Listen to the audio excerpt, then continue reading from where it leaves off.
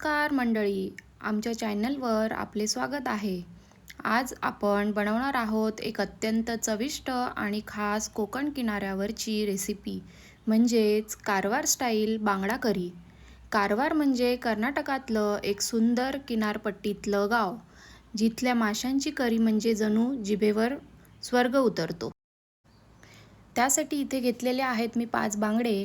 ते स्वच्छ क्लीन कसे करायचे हे व्हिडिओत दाखवल्याप्रमाणे तुम्ही करू शकता. त्यासोबत ताज्या बांगड्याला नारळाच्या दाट मसाल्यात कोकम आणि तिखट मिरच्यांसोबत शिजवलेली ही करी असते. एकदा खाल्ली की विसरणं अशक्यच. तर चला सुरू करूया आजची रेसिपी. सर्वप्रथम व्हिडिओत दाखवल्याप्रमाणे बांगडे स्वच्छ कापून स्वच्छ पाण्यामध्ये धुवून घ्यायचे आहेत.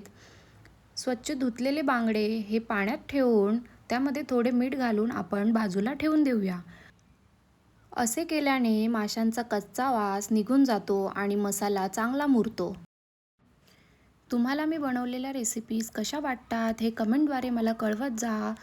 रेसिपी ट्राय केल्यास मला फोटो शेअर करत राहा आणि अजूनही सबस्क्राईब केलेलं नसेल माझं चॅनल तर सबस्क्राईब करा.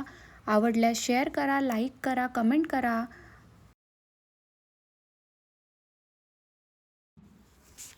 अशा प्रकारे सर्व मासे आपण स्वच्छ पाण्याने धुवून घेतलेले आहेत. त्यात आपण मीठ घालून बाजूला ठेवून देऊया आणि बांगडा करीसाठी लागणारे वाटण आपण काढून घेऊया.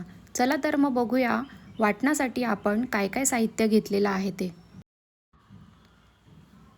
इथे मी घेतलेलं आहे ओलं नारळ 2 वाटी. त्याचसोबत घेतलेला आहे लाल मिरची पावडर, करी मसाला, हळद, धना पावडर, काळी मिरी, तैफळा म्हणजेच त्रिफळा आणि घेतलेले आहेत वटांबा सोलं. वटांबा सोलं नसतील तर तुम्ही आमसोलही घेऊ शकता.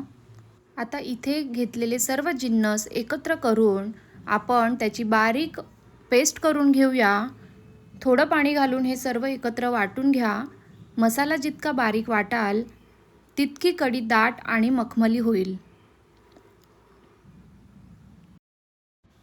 व्हिडिओत दाखवल्याप्रमाणे पूर्ण वाटण झाल्यानंतरच आपण तैफळा आपण त्यामध्ये घालून पुन्हा 5 ते 10 सेकंदासाठी फिरवून घेऊया. आता घेऊया एक भांडं ज्यामध्ये आपल्याला कढी बनवायची आहे. इथे मी मातीचं भांडं घेतलेलं आहे. तुम्ही पाहू शकता हे मी सीझन केलेलं आहे. जर तुम्हालाही सीझन कसं करायचं आहे याचा व्हिडिओ बघायचा असेल तर मला कमेंटमध्ये नक्की सांगा. मी तोही व्हिडिओ अपलोड करेन.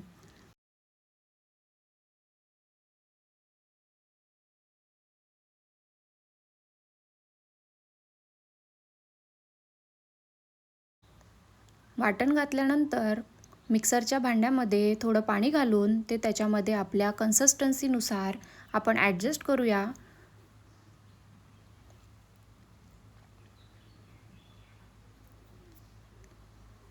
एक उकळी आल्याच्या नंतर त्याच्यामध्ये आपण घालूया चवीपुरतं मीठ. मीठ लक्षपूर्वक घाला कारण आपण बांगडेही पाण्यात मिठाच्या ठेवलेल्या आहेत. 2 ते 3 चांगल्या उकळ्या आल्यानंतर आपण त्यामध्ये मिठाच्या पाण्यातले बांगडे काढून कढीमध्ये घालूया.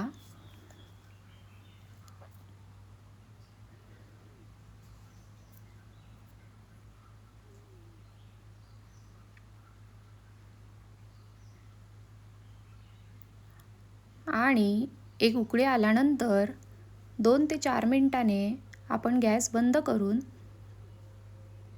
सर्व करूया. तुम्हाला माझी रेसिपी कशी वाटली हे नक्की मला सांगा. एकदा जरूर ट्राय करा आणि चॅनलला सबस्क्राईब करा, शेअर करा, लाईक करा आणि अशा नवनवीन रेसिपीजसाठी मला फॉलो करा. थँक्यू.